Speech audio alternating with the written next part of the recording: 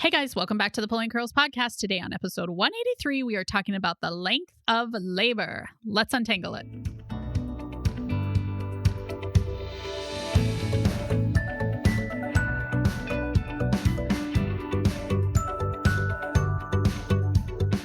Hi, I'm Hillary Erickson, the curly head behind the Pulling Curls podcast, Pregnancy and Parenting Untangled. There's no right answer for every family, but on this show, we hope to give you some ideas to make life simpler at your house. Life's tangled, just like my hair.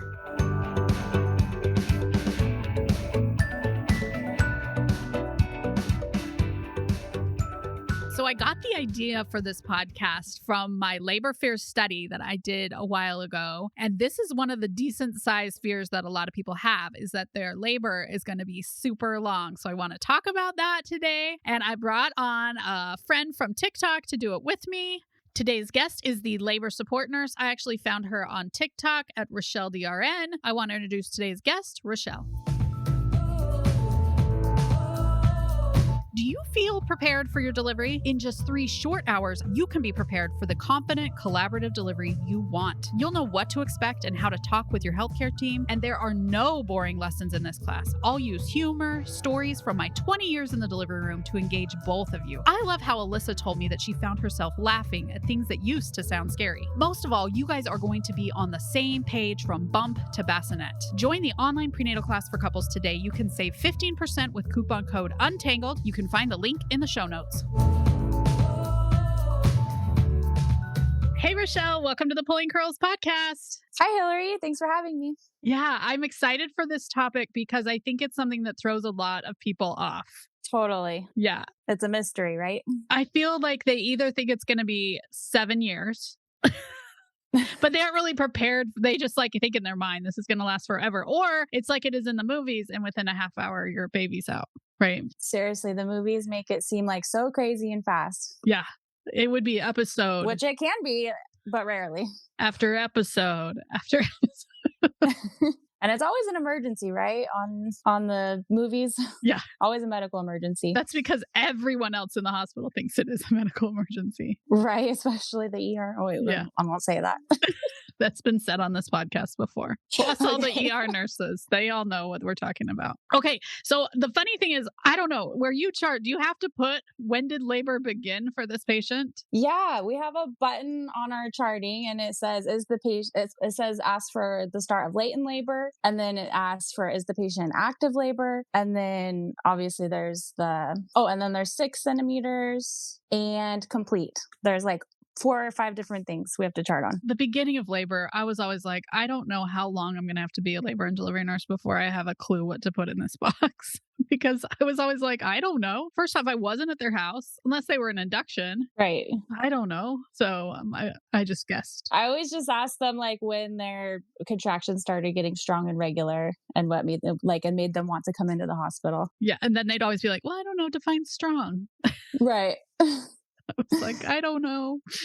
Yeah. So just give me a time. I'm just plugging it in.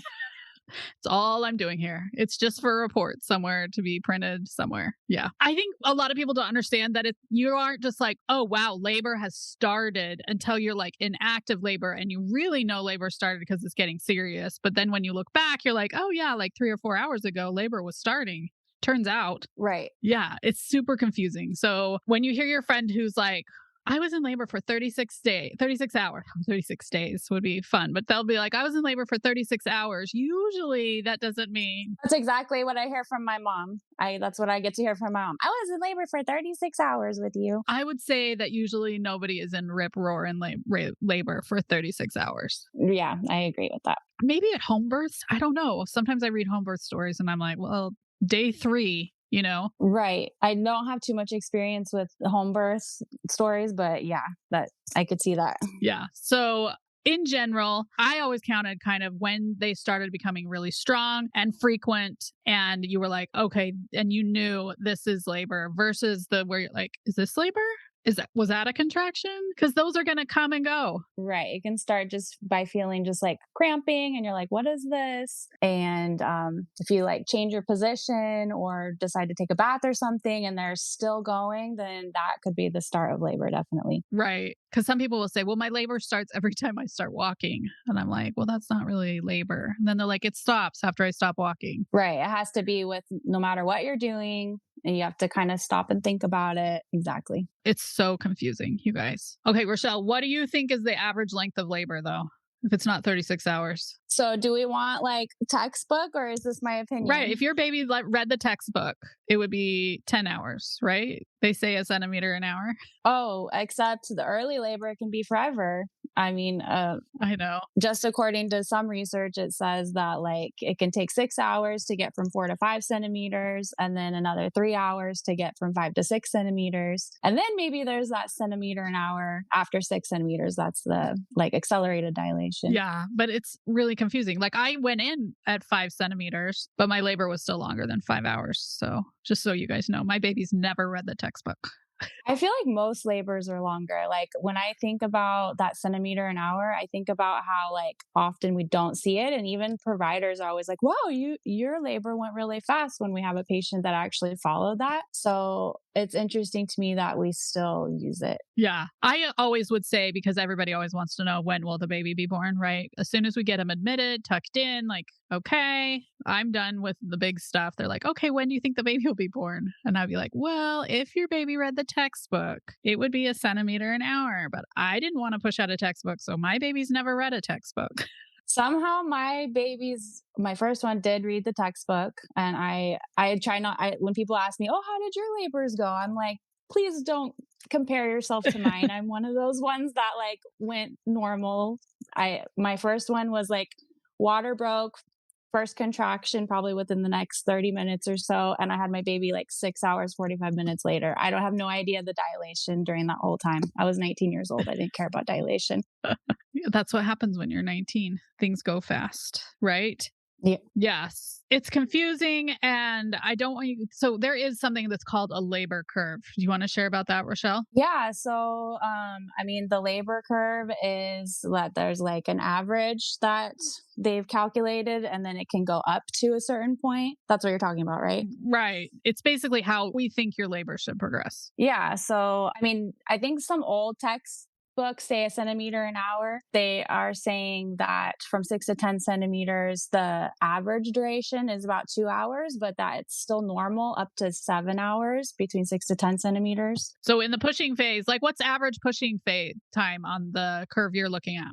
Okay. And then like the average pushing time without an epidural is usually less than 3 hours. But if it's with an epidural, it's less than 4 hours. But that also doesn't mean that you're arrested in that stage. That's what it's called, labor arrest, and moving to a C-section. It could even take longer than that. With an epidural, the pushing phase can be even more than 4 hours. Oh, it's the worst.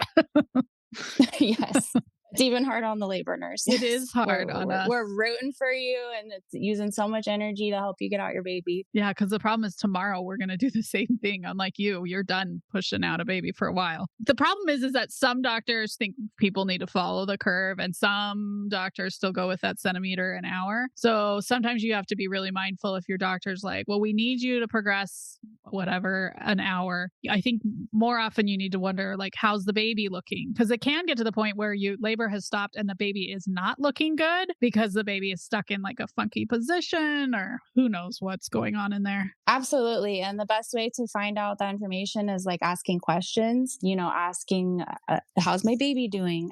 Am I doing okay? If your water's broken, we're monitoring, for signs of infection, like if you get a fever or something. But if everything's like going normal, baby's tolerating labor, like ask like, why do I need to progress a centimeter an hour? Is there any harm if we wait longer? Yeah, that's a great question. Like, what's going to happen if we wait, or, what's showing? Because obviously everybody's different. And sometimes people go to the hospital a little too early, and then they kind of get stuck in this pattern where, you probably wouldn't progress that fast at home, but nobody knows because there are no labor nurses in your home to check your cervix every hour or whatever they've decided to do with you. Absolutely. And I think that, most places, or maybe, I don't know, I can't speak for most places, but 6 centimeters is the new 4 centimeters, I believe. And we are trying to admit like later after 6 centimeters, because like I said, that 4 to 6 centimeters can be a long time. Yeah. And so I think a lot of people come in, when they're like 2 and hoping that they'll admit them. And really, you're better off at home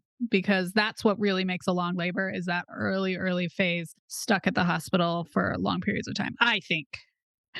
Yes. And then we end up needing to do things like to speed things up, like, oh, do we need to start some Pitocin? Your contractions aren't close together. But that can really be like a normal time frame. And maybe you just needed to go home and come back. Yeah. And people get so frustrated when we send them home, which makes me sad for them. I'm always like, I'm not judging you. I'm saying that this is a better place for you right now. Absolutely. And I would also say, like, we don't get it right 100% of the time, right? Like, somebody can come in at 1 centimeter and we're like, oh, you're not in labor. And then, like, an hour or two later, you're pushing out a baby. Either we sent you home and you come back with a baby in your arms, or it happens in triage or something. Yep.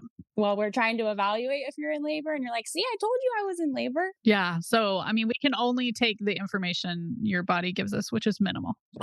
Absolutely. Because we're going off textbook definitions. Like the definition of labor is having strong regular contractions that cause cervical change. And so we have to check. And then if we're not sure, if you're not more than 6 centimeters, we check again in like an hour or two to see if you've made cervical change, because that's our definition of labor. Yeah. And it does depend a little bit. Like if you're having an induction, we may want to increase your Pitocin or, switch meds or something like this if you're not opening your cervix, because that's something we're making to happen. We're trying to see if it's even working. Is what we're doing working? So that changes it a little bit. But inductions can be really long too. Oh my gosh. Yeah. So on the subject of inductions, like I always tell like my first time parents, like, I hope they warned you, this could be about 3 to 4 days, especially if we're starting with that cervical ripening phase. Yes. Like plan for the long run. Sometimes it happens faster, but if it doesn't, like great. That's exciting, but just plan for the long haul just so you're mentally prepared. Yes. And bring some things to entertain you because hospitals are boring. Yes. Some books to read. I see my patients, sometimes they bring in work with them, even though I don't recommend that. But I've seen them like bring in games, or sometimes I think, forget to bring in things. And I'm like, oh, turn on the TV or something. Yes. An iPad to watch movies or play games. I've had couples bring in cards, which I think is a really smart one because they're small and you can really take your mind off of something if you're playing a game, if that makes sense. Your mind is really going to focus maybe on the card game other than the pain or being bored, things like that. I've had patients ask if they can hook up their Nintendo, which I'm always like, I have no idea what's behind that TV. Seriously. I worry about the Nintendo thing because I worry if the partner's going to be on it more than the patient. Yes. Yes. Although I've had some, I'm like, if you want to get back there and figure out where that cord goes, that's fine. I have enough cords that I am in charge of over here. Seriously. I do not know where to plug that in. But I think movies is a great one because either partner can kind of check out of the movie rather than both of them feeling like they have to watch the movie together. Although it may well ruin that movie for you. Yes. My husband brought one on the second baby, and then he was like 2 years later, let's watch this again. I was like, never again. We are never watching that movie again. This is ruined. Yeah. That's funny. Yeah. And I think the other thing to be really smart about is listening to people's horror stories about how long their labor was, because as we've said, it's so different for everybody. And sometimes I hear people on the phone with their friend of telling me like how long their labor was. And I'm like, that's not even true. Seriously. For me personally, that is what I did. I decided not to listen to any horror stories. If anybody even tried to talk about any part of labor, I plugged my ears and I went, la, la, la, la, la. Don't tell me that. I wanted to think positive thoughts and trust my body. That's what worked for me. I think there are a lot of different kinds of people. So you kind of have to think about how you are. I think some people like to read and learn about all the different ways things can go. So you're not surprised. So I think you kind of just have to learn about yourself and know how much information you want or how much you want to hear from other people. Oh, I agree with that because sometimes people find it comforting. But the other thing is to remember that's her story. That doesn't mean anything about your story. And after 20 years, really, everyone is really different. Totally. I'd say I still experience I haven't been as long as you. I've been 5 years, but I do work at a facility that does like 500 births a month. So I have experienced a lot of births and I can't say that any of them has been like identical identical or the same. It's really amazing to see how every single labor can be different. We're like snowflakes, you guys. We're all different. Couldn't agree more. Yeah. Any other tips for length of labor, Rochelle? Length of labor, I'd say plan for the long haul mentally. However, once in a while, it goes really fast. So I would say plan for that too, especially if you're one that wants an epidural like I did. Sometimes it happens too fast and you kind of need to be mentally prepared to also go unmedicated. So because that almost happened to me with my second one. Epidural only kicked in halfway. Mentally prepare for anything. Right. That's really all you can do for labor because some parts could go fast, some parts could go slow. The good news is if it goes really fast and you wanted an epidural, at least it's fast. Yes. Yeah. All right. Thanks for coming on, Rochelle. Thanks for having me, Hillary. Hopefully I was helpful. So helpful. I hope you guys enjoyed that episode. Mostly, I want you to understand that everyone is so different. So first off, doctors can't make a prediction on where your labor is going to go. Second of all, you can't make a prediction on how your labor is going to go when you watch somebody else's labor story on social media. So just keep in mind, everybody's so different. Prepare to be there a while.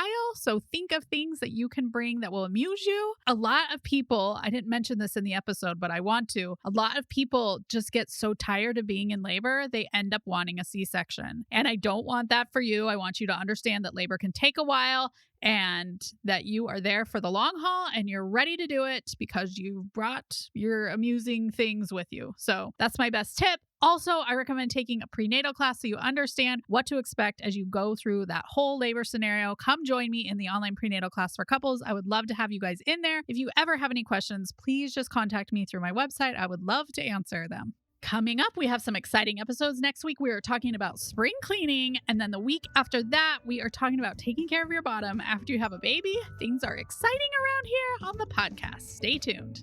Thanks so much for joining us on today's episode. The Pulling Curls podcast grows when you share us on social media or leave a review.